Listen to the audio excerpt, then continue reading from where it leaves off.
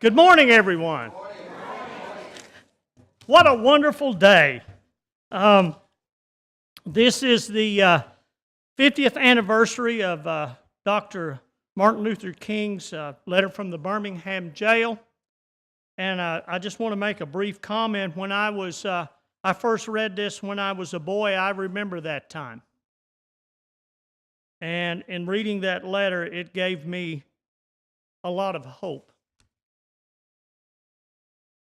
And I learned from reading that letter is that you do the right thing because it's the right thing to do. And, you know, I had seen the kind of prejudice go on, and they wanted Dr. King to wait. And he said in that jail, "We have waited long enough." And today I see some prejudices for different groups of people across this country, and I think at this point in time, we have waited long enough. And if this letter does not inspire you to take action, nothing else will. So I brought the following proclamation from the city of Fayetteville in the mayor's office. It says, whereas April 16th, 2013 is the 50th anniversary of the day the Reverend Dr. Martin Luther King Jr. began writing his letter from a Birmingham jail.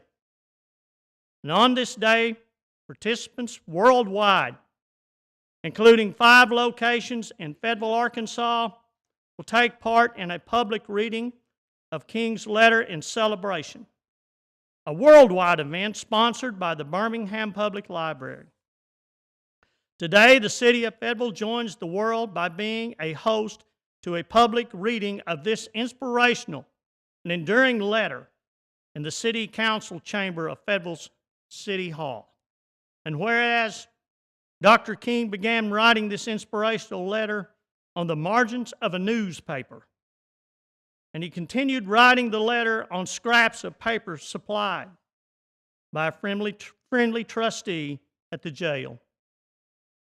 King's attorneys were eventually permitted to provide him with a writing tablet, which he used to finish this letter. And whereas in this letter, King answered the charge of being an outside agitator by explaining the value of a nonviolent campaign and its 4 basic steps. Collection of the facts to determine whether injustice exists. Negotiation, self-purification, and direct action. He explained that the purpose of the direct action is to create a situation so crisis-packed that it will inevitably open the door to negotiation. And whereas Dr. Martin Luther King Jr.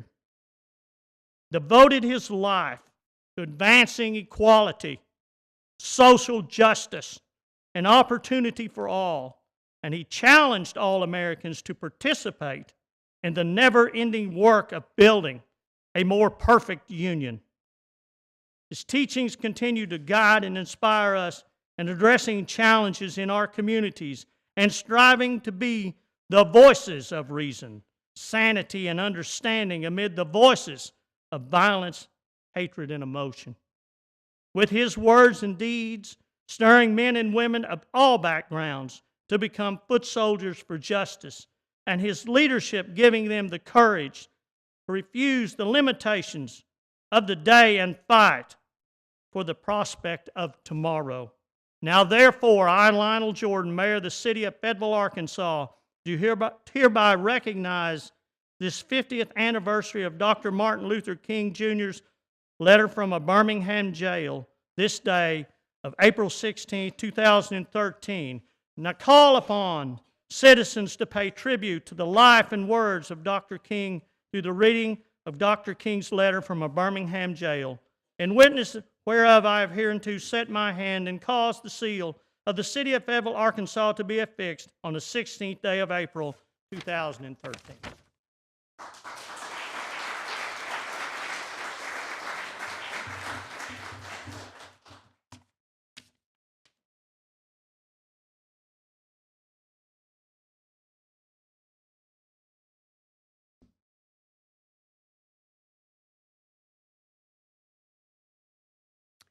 My dear fellow clergymen, while confined here in the Birmingham City Jail, I came across your recent statement calling my present activities unwise and untimely.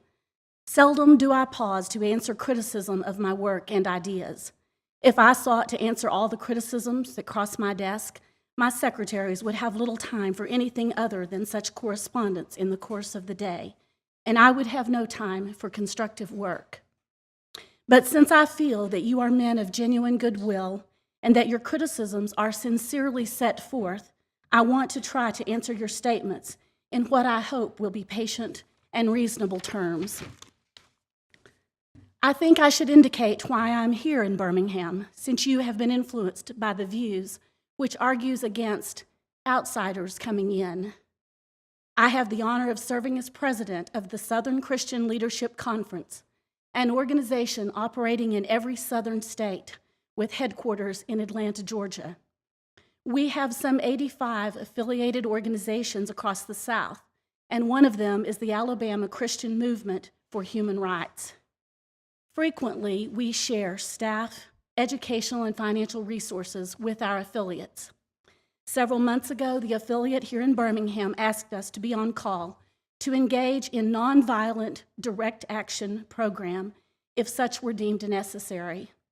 We readily consented, and when the hour came, we lived up to our promise. So I, along with several members of my staff, am here because I was invited here. I am here because I have organizational ties here.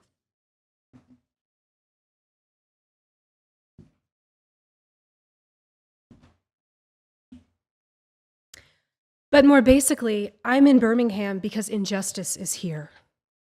Just as the prophets of the 8th century BC left their villages and carried their "Thus saith the Lord" far beyond the boundaries of their hometowns, and just as the Apostle Paul left his village of Tarsus and carried the gospel of Jesus Christ to the far corners of the Greco-Roman world, so am I compelled to carry the gospel of freedom far beyond my own hometown. Like Paul, I must constantly respond to the Macedonian call for aid. Moreover, I am cognizant of the interrelatedness of all communities and states. I cannot sit idly by in Atlanta and not be concerned about what happens in Birmingham. Injustice anywhere is a threat to justice everywhere. We are caught in an inescapable network of mutuality, tied in a single garment of destiny. Whatever affects one directly affects all indirectly. Never again can we afford to live with the narrow, provincial, outside agitator idea. Anyone who lives inside the United States can never be considered an outsider anywhere within its bounds. You deplore the demonstrations taking place in Birmingham, but your statement, I'm sorry to say, fails to express a similar concern for the conditions that brought about the demonstrations. I'm sure that none of you would want to rest content with a superficial kind of social analysis that deals merely with effects and does not grapple with underlying causes. It is unfortunate that demonstrations are taking place in Birmingham, but it is even more unfortunate that the city's white power structure left the Negro community with no alternative.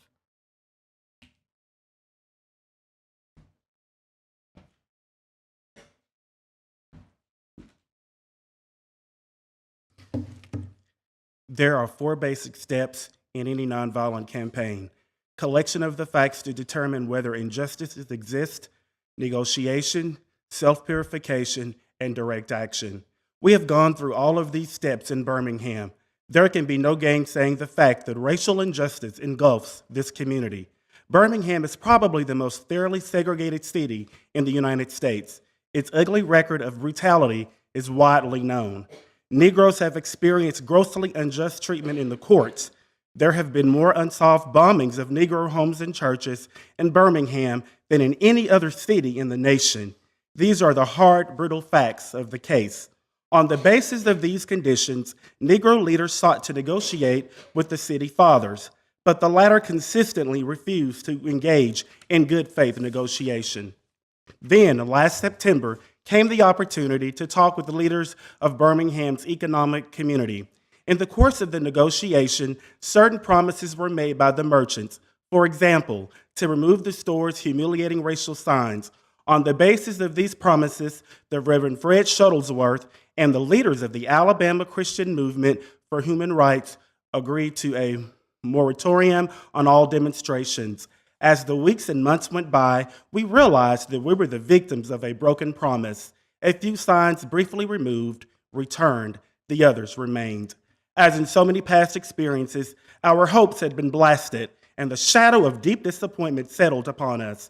We had no alternative except to prepare for direct action, whereby we would present our very bodies as a means of laying our case before the conscience of the local and national community.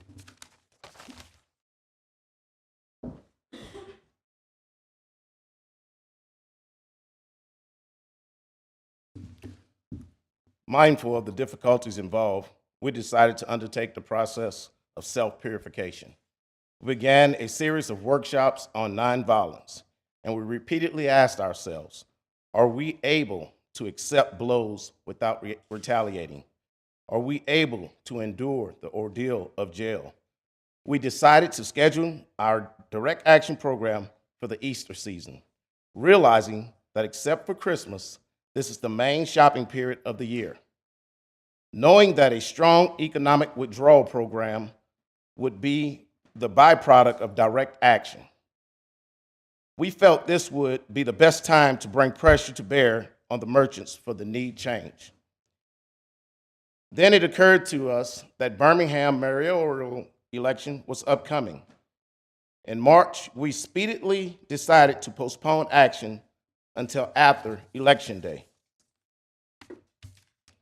When we discovered that the Commissioner of Police Safety, Eugene Bull Connor, had piled up enough votes to be in the runoff, we decided again to postpone action until the day after the runoff, so that the demonstration could not be used to cloud the issue. Like many others, we waited to see Mr. Connor's defeat, and to end, we endured postponement after postponement. Having aided in this community need, we felt that our direct action program could be delayed no longer.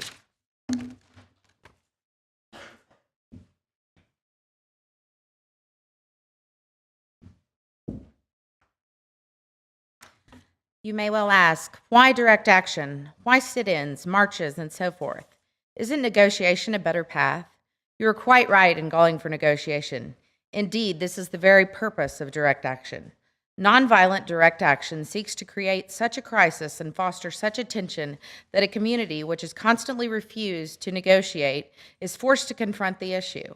It seeks to so dramatize the issue that it can no longer be ignored. My citing the creation of tension as part of the work of the nonviolent resistor may sound rather shocking, but I must confess that I'm not afraid of the word tension. I have earnestly opposed violent tension, but there is a type of constructive, nonviolent tension which is necessary for growth. Just as Socrates felt it was necessary to create a tension in the mind so that individuals could rise from the bondage of the myths and half-truths to the unfettered realm of creative analysis and objective appraisal, so we must see the need for nonviolent gadflies to create the kind of tension in society that will help men rise from the dark depths of prejudice and racism to the majestic heights of understanding and brotherhood.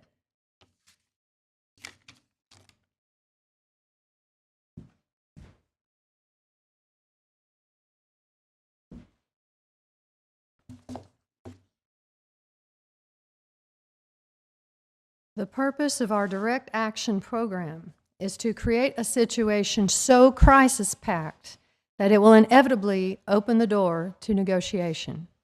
I therefore concur with you in your call for negotiation. Too long has our beloved Southland been bogged down in a tragic effort to live in monologue rather than dialogue. One of the basic points in your statement is that the action that I and my associates have taken in Birmingham is untimely. Some have asked, why didn't you give the new city administration time to act? The only answer that I can give to this query is that the new Birmingham administration must be prodded about as much as the outgoing one before it will act. We are sadly mistaken if we feel that the election of Albert Boutwell as mayor will bring the millennium to Birmingham. While Mr. Boutwell is a much more gentle person than Mr. Connor, they are both segregationists. dedicated to the maintenance of the status quo. I have hope that Mr. Boutwell will be reasonable enough to see the futility of massive resistance to desegregation. But he will not see this without pressure from devotees of civil rights. My friends, I must say to you that we have not made a single gain in civil rights without determined legal and nonviolent pressure. Lamentably, it is an historical fact that privileged groups seldom give up their privileges voluntarily. Individuals may see the moral light and voluntarily give up their unjust posture, but, as Reinhold Niebuhr has reminded us, groups tend to be more immoral than individuals.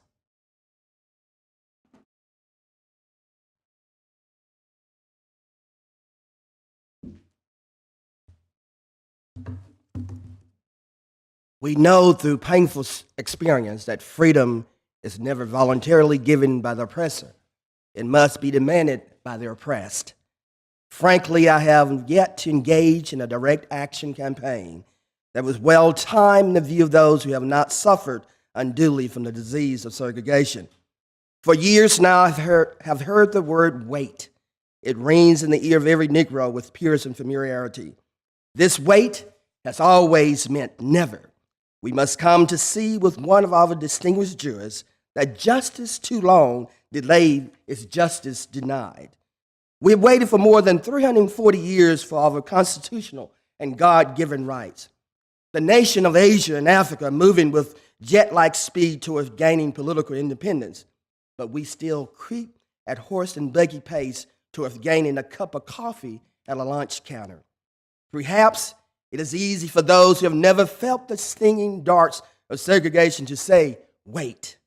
But when you have seen vicious mobs lynch your mothers and fathers at will and drown your sisters and brothers at whim, when you've seen hate-filled policemen curse, kick, and even kill your black brothers and sisters, when you see the vast majority of your 20 million Negro brothers smothering in an airtight cage of poverty in the midst of an affluent society, when you suddenly find your tongue twisted and your speech stammering as you seek to explain to your 6-year-old daughter why she can't go to the public amusement park that has just been advertised on television, and see tears welling up in her eyes when she is told that Funtown is closed to colored children, and see ominous clouds of inferiority beginning to form in her little mental sky, and she see the beginning to distort her personality by developing an unconscious bitterness towards white people.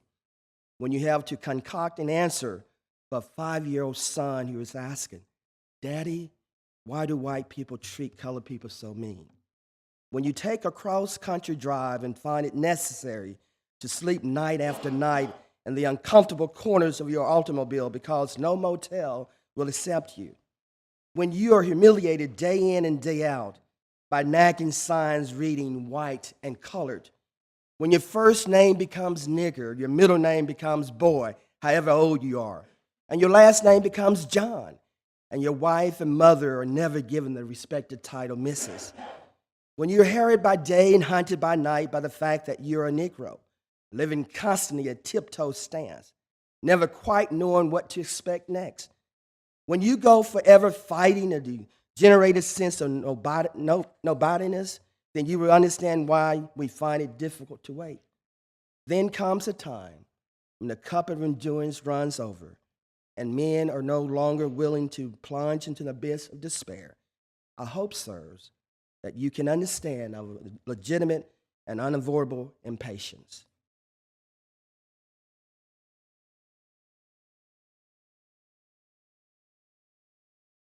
You express a great deal of anxiety over our willingness to break laws. This is certainly a legitimate concern.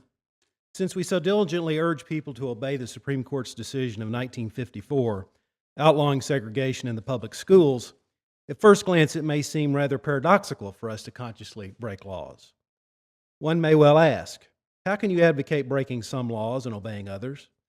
The answer lies in the fact that there are two types of laws, just and unjust. I would be the first to advocate obeying just laws.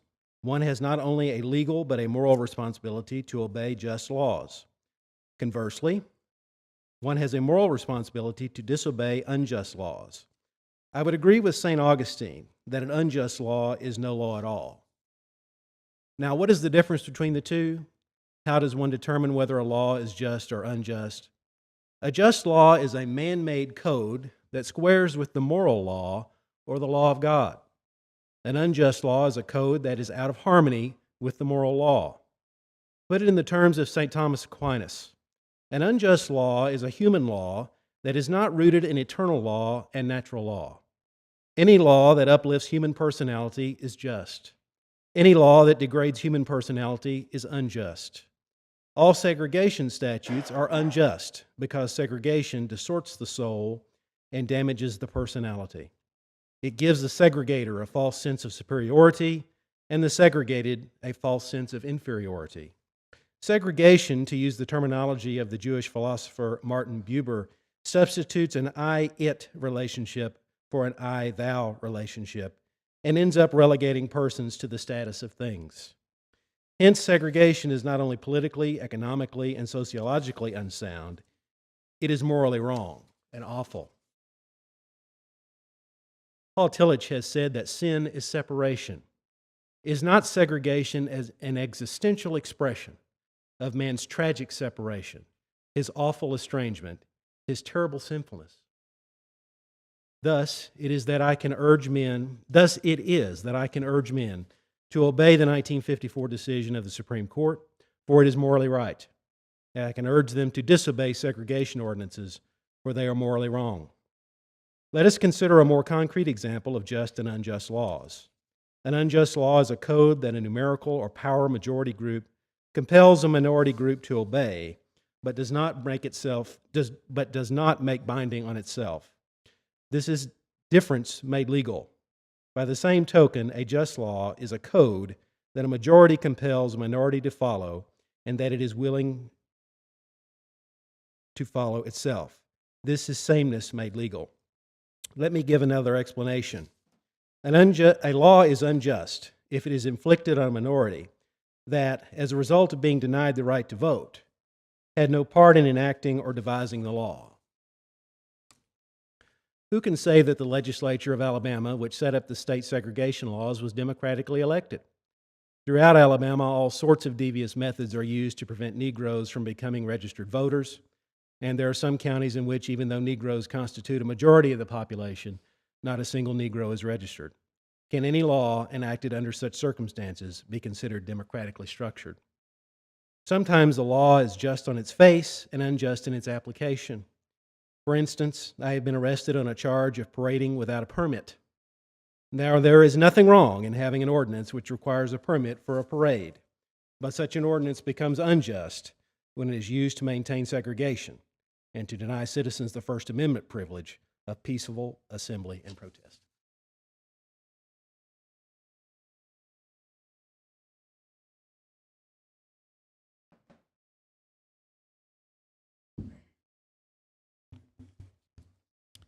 I hope you are able to see the distinction I'm trying to point out. In no sense do I advocate evading or defying the law, as would the rabid segregationist. That would lead to anarchy. One who breaks an unjust law must do so openly, lovingly, and with a willingness to accept the penalty. I submit that as an individual who breaks a law that conscience tells him is unjust and who willingly accepts the penalty of imprisonment in order to arouse the conscience of the community over its injustice, is in reality expressing the highest respect for law. Of course, there is nothing new about this kind of civil disobedience. It was evidenced sublimely in the refusal of Shadrach, Meshach, and Abednego to obey the laws of Nebuchadnezzar on the ground that a higher moral law was at stake. It was practiced superbly by the early Christians who were willing to face hungry lions and the excruciating pain of chopping blocks rather than submit to certain unjust laws of the Roman Empire. To a degree, academic freedom is a reality today because Socrates practiced civil disobedience. In our own nation, the Boston Tea Party represented a massive act of civil disobedience. We should never forget that everything that Adolf Hitler did in Germany was legal, and everything the Hungarian freedom fighters did in Hungary was illegal. It was illegal to aid and comfort a Jew in Hitler's Germany. Even so, I am sure that, had I lived in Germany at the time, I would have aided and comforted my Jewish brothers. If today I lived in a communist country where certain principles dear to the Christian faith are suppressed, I would openly advocate disobeying that country's anti-religious laws.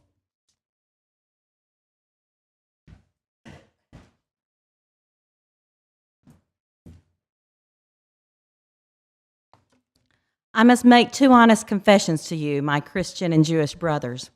First, I must confess that over the past few years I have been gravely disappointed with the white moderate.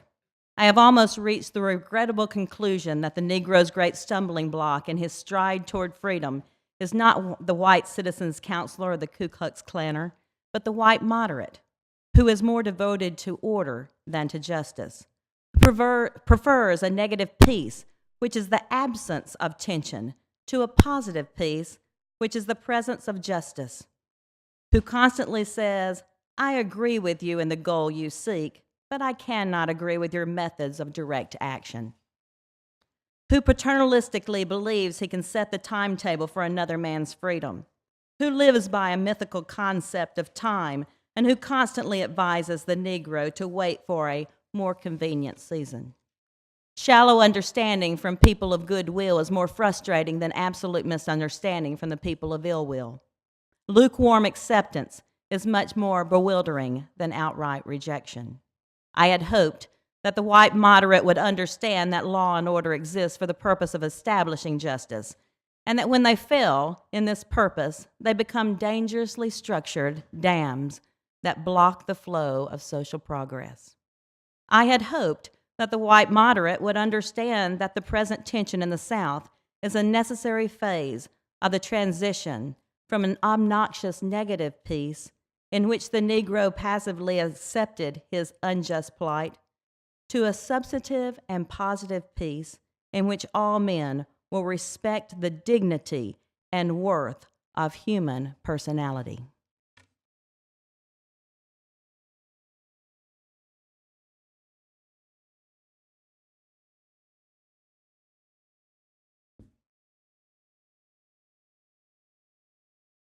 Actually, we who engage in nonviolent direct action are not the creators of tension.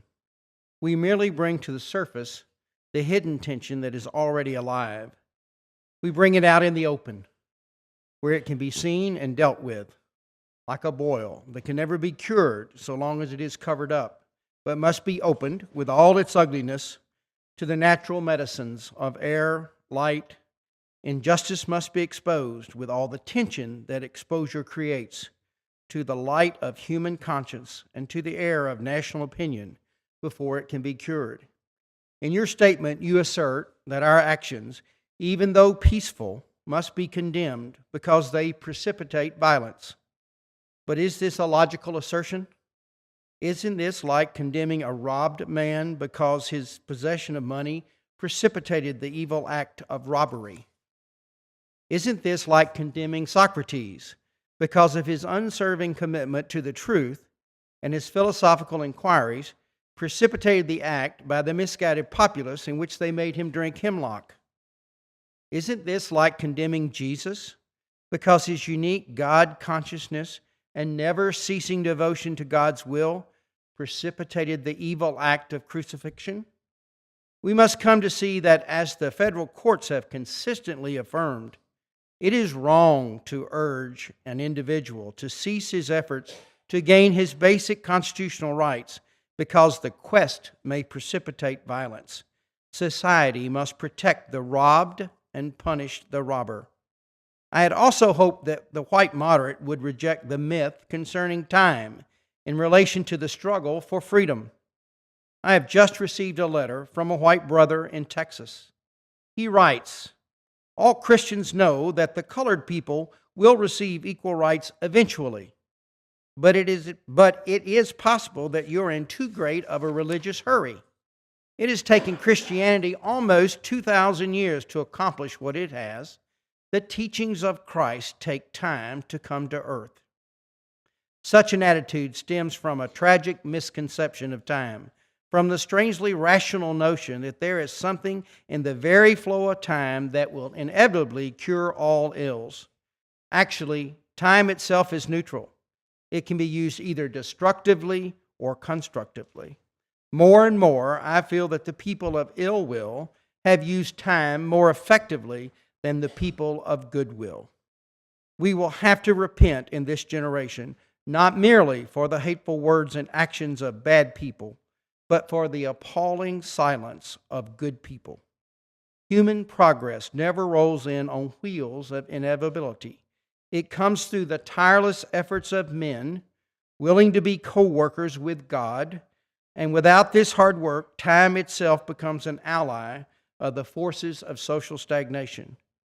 We must use time creatively, in the knowledge that time is always ripe. The time is always ripe to do right.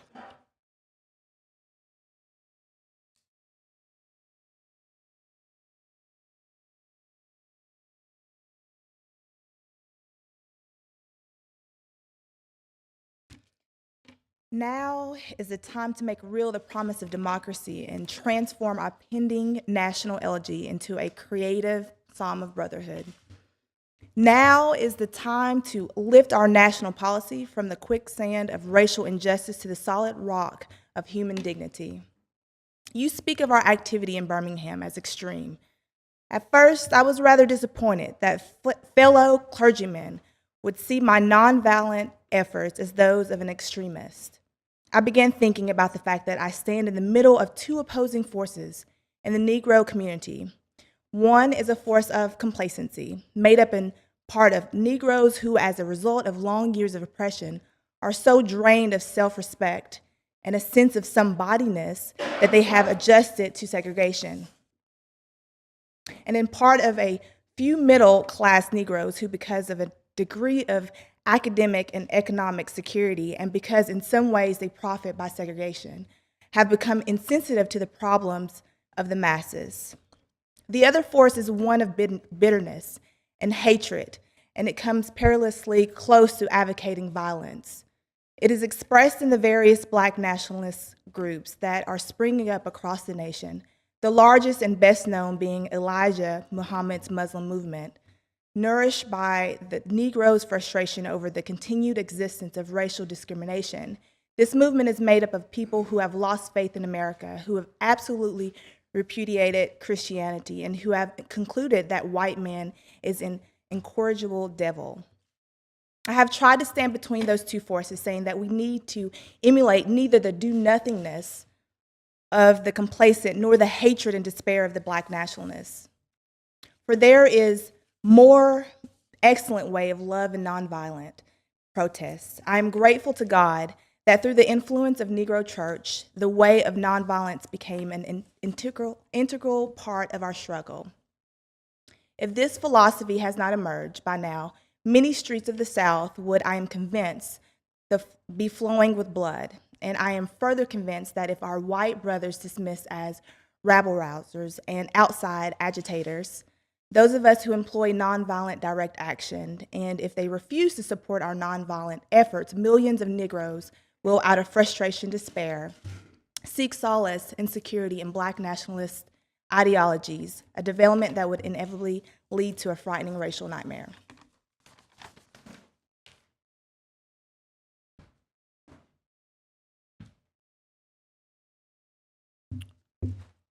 Oppressed people cannot remain oppressed forever. Their yearning for freedom eventually manifests itself, and that is what has happened to the American Negro. Something within has reminded him of his birthright,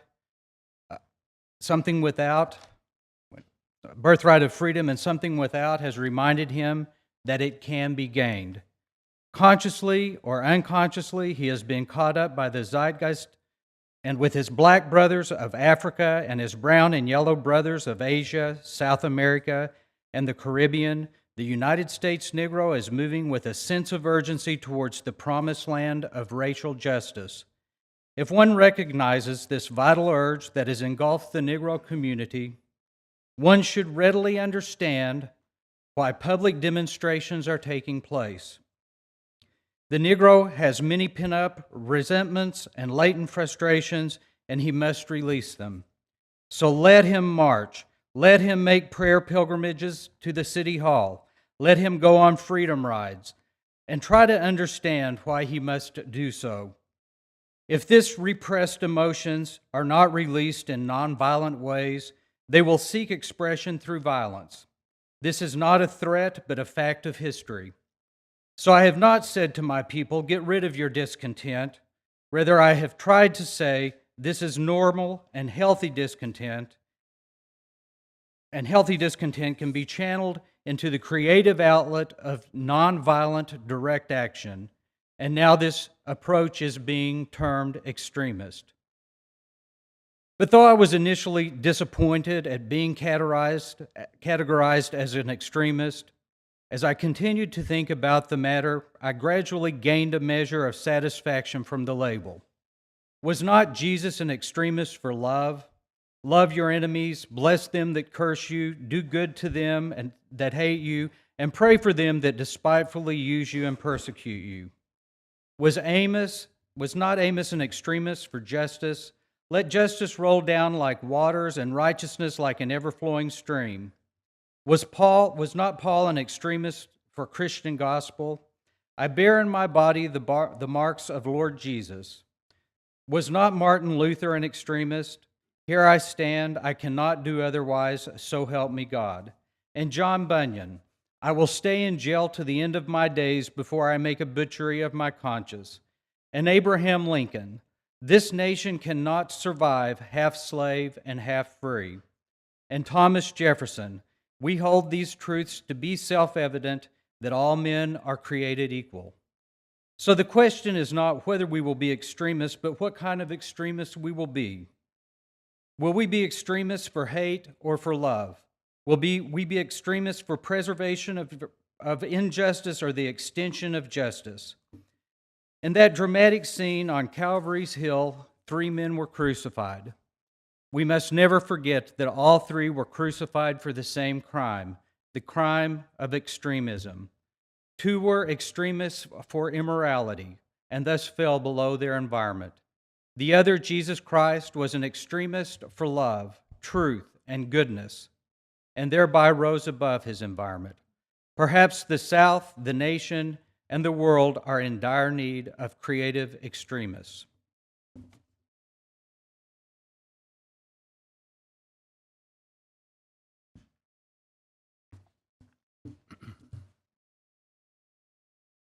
I had hoped that the white moderate would see this need. Perhaps I was too optimistic. Perhaps I expected too much. I suppose I should have realized that few members of the oppressor race can understand the deep groans and passionate yearnings of the oppressed race, and that fewer still have the vision to see that injustice must be rooted out by strong, persistent, and determined action. I'm thankful, however, that some of our white brothers in the South have grasped the meaning of this social revolution and committed themselves to it. They are still too few in quantity, but they are big in quality. Some, such as Ralph McGill, Lillian Smith, Harry Golden, James McBride Dabbs, Ann Braden, Sarah Patton Boyle, have written about our struggle in eloquent and prophetic terms. Others have marched with us down nameless streets of the South. They have languished in filthy, roast-infested jails, suffering the abuse and brutality of policemen who view them as dirty nigger lovers. Unlike some of their moderate brothers and sisters, they have recognized the urgency of the moment and sensed the need for powerful action antidotes to combat the disease of segregation. Let me take note of my other major disappointment. I've been so greatly disappointed with the white church and its leadership. Of course, there are some notable exceptions. I'm not unmindful of the fact that each of you has taken some significant stands on this issue. I commend you, Reverend Stallings, for your Christian stand on this past Sunday and welcome Negroes to your worship service on a non-segregated basis. I commend the Catholic leaders of this state for integrating Spring Hill College several years ago. But despite these notable exceptions, I must honestly reiterate that I have been disappointed with the church. I do not say this as one of those negative critics who can always find something wrong with the church. I say this as a minister of the gospel who loves the church, who was nurtured in its bosom, who has been sustained by its spiritual blessings, and who will remain true to it for as long as the cord of life shall lengthen.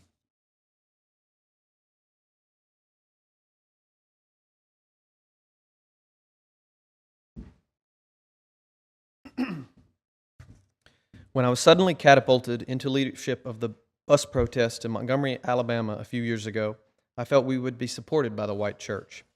I felt that white ministers, priests, and rabbis of the South would be among our strongest allies.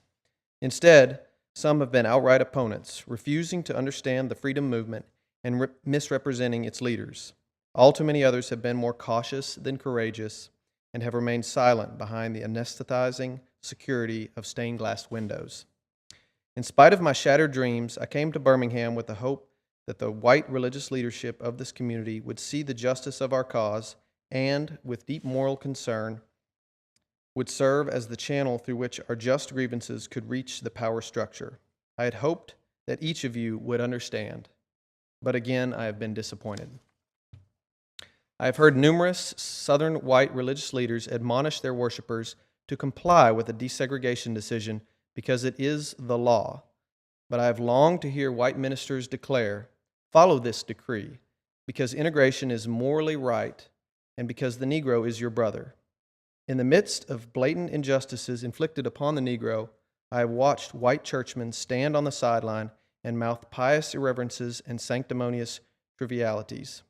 In the midst of a mighty struggle to rid our nation of racial, economic injustice, I have heard many ministers say, those are social issues with which the gospel has no real concern. And I've watched many churches commit themselves to a completely otherworldly religion, which makes this a strange, unbiblical distinction between body and soul, between the sacred and secular.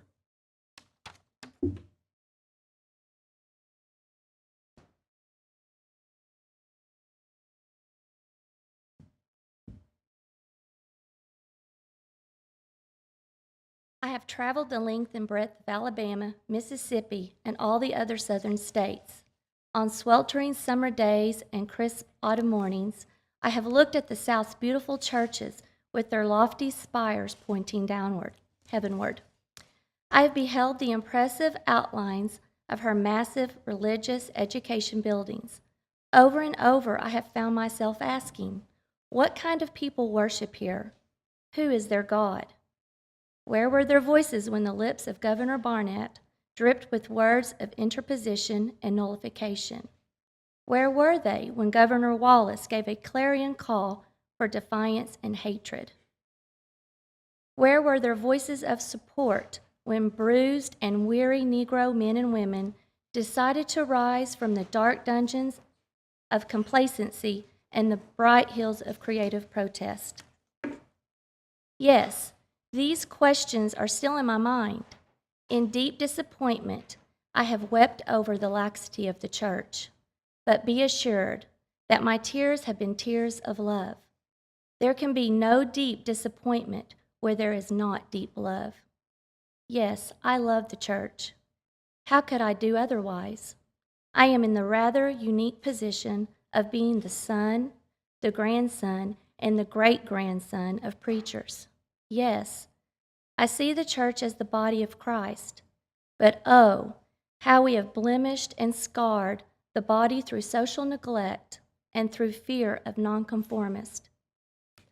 There was a time when the church was very powerful, in the time when the early Christians rejoiced at being deemed worthy to suffer for what they believed.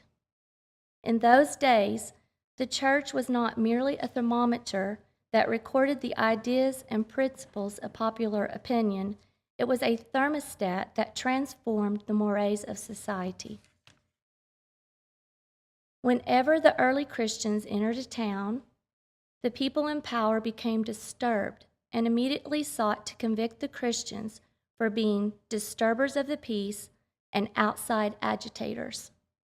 But the Christians pressed on in the conviction that they were a colony of heaven, called to obey God rather than man. Small in number, they were big in commitment. They were to God intoxicated to be astronomically intimidated. By their effort and example, they brought an end to such ancient evils as infanticide and gladiatorial contest. Things are different now. So often the contemporary church is a weak, ineffectual voice with an uncertain sound. So often it is an arch defender of the status quo. Far from being disturbed by the presence of the church, the power structure of the average community is consoled by the church's silent, and often even vocal, sanction of things as they are.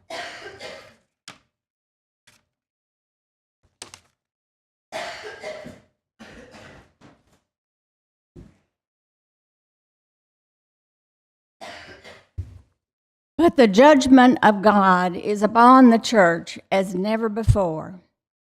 If today's church does not recapture the sacrificial spirit of the early church, it will lose its authenticity, forfeit the loyalty of millions, and be dismissed as an irrelevant social club with no meaning for the 20th century. Every day, I meet young people whose disappointment with the church has turned into outright disgust. Perhaps I have once again been too optimistic. Is organized religion too eccentrically bound to the status quo to save our nation and the world? Perhaps I must turn my faith to the inner spiritual church, the church within the church, as the true ecclesia and the hope of the world. But again, I'm thankful to God that some noble souls from the ranks of organized religion have broken loose from the paralyzing change of conformity and joined us as active partners in the struggle for freedom. They've left their secure congregations and walked the streets of Albany, Georgia, with us. They've gone down the highways of the South on torturous rides for freedom. Yes, they've gone to jail with us. Some have been dismissed from their churches, have lost the support of their bishops and fellow ministers, but they've acted in the faith that right defeated is stronger than evil triumphant. Their witness has been the spiritual salt that has preserved the true meaning of the gospel in these troubled times. They've carved a tunnel of hope through the dark mountain of disappointment. I hope the church as a whole will meet the challenge of this decisive hour. But even if the church does not come to the aid of justice, I have no despair about the future. I have no fear about the outcome of our struggle in Birmingham, even if our motives are at present misunderstood. We'll reach the goal of freedom in Birmingham and all over the nation because the goal of America is freedom. Abused and scorned though we may be, our destiny is tied up with America's destiny. Before the Pilgrims landed at Plymouth, we were here. Before the pen of Jefferson etched the magnificent or majestic words of the Declaration of Independence across the pages of history, we were here. For more than 2 centuries, our forebears labored in this country without wages. They made cotton king. They built the homes of their masters while suffering gross injustice and shameful humiliation. And yet, out of a bottomless vitality, they continued to thrive and develop. If the inexpressible cruelties of slavery could not stop us, the opposition we now face will surely fail.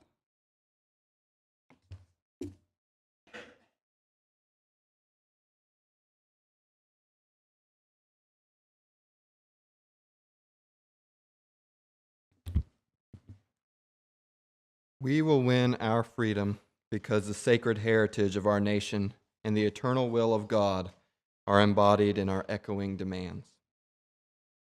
Before closing, I feel impelled to mention one other point in your statement that has troubled me profoundly. You warmly commended the Birmingham police force for keeping order and preventing violence. I doubt that you would have so warmly commended the police force if you had seen its dogs sinking their teeth into unarmed, nonviolent Negroes. I doubt you would so quickly commend the policemen if you were to observe their ugly and inhumane treatment of Negroes here in the city jail. If you were to watch them push and curse old Negro women and young Negro girls. If you were to see them slap and kick old Negro men and young boys. If you were to observe them, as they did on 2 occasions, refuse to give us food because we wanted to sing our grace together. I cannot join you in your praise of the Birmingham Police Department. It is true that the police have exercised a degree of discipline in handling the demonstrators. In this sense, they have conducted themselves rather nonviolently in public. But for what purpose? To preserve the evil system of segregation.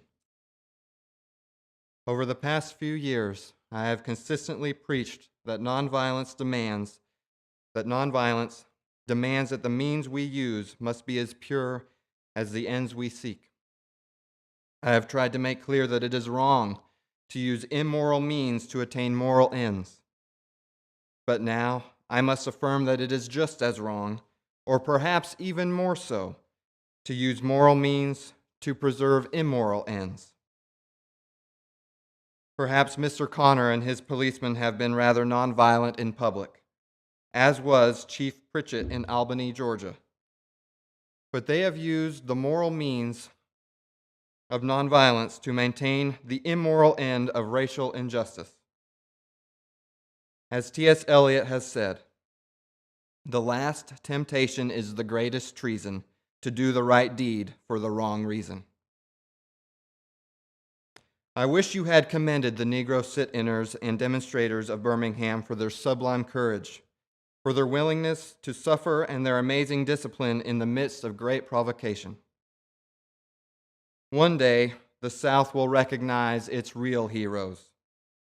There will be the James Meredith with the noble sense of purpose that enables them to face jeering and hostile mobs, and with the agonizing loneliness that characterizes the life of the pioneer. There will be the old, oppressed, battered Negro women, symbolized in a 72-year-old woman in Montgomery, Alabama, who rose up with the sense of dignity and with her people decided not to ride segregated buses, and who responded with ungrammatical profundity to one who inquired about her weariness. My feet is tired, but my soul is at rest.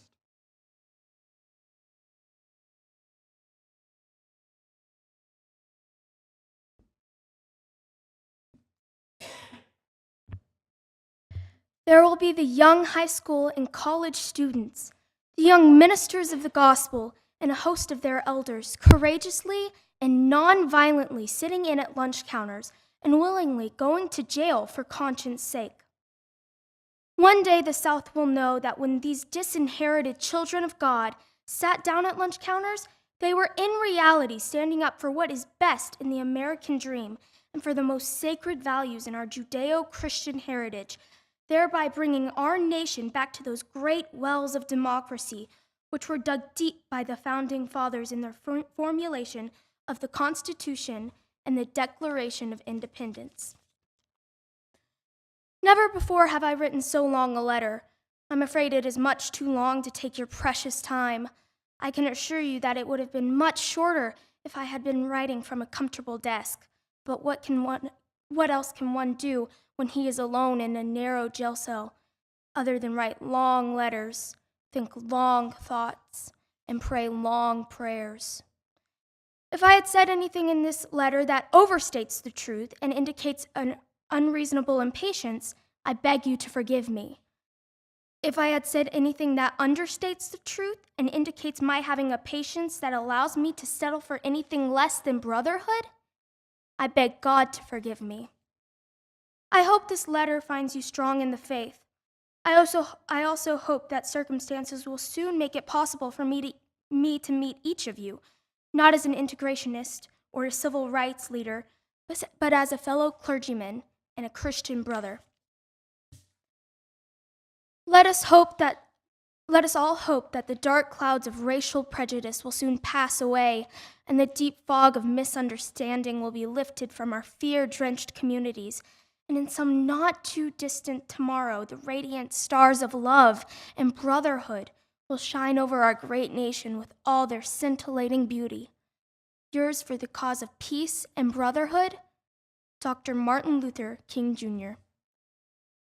Thank you all for being here this morning to share in the worldwide celebration of Dr. Martin Luther King, Jr. and his letter from Birmingham jail. As we enjoy the rest of the day, may we together think about his inspirational and significant thoughts.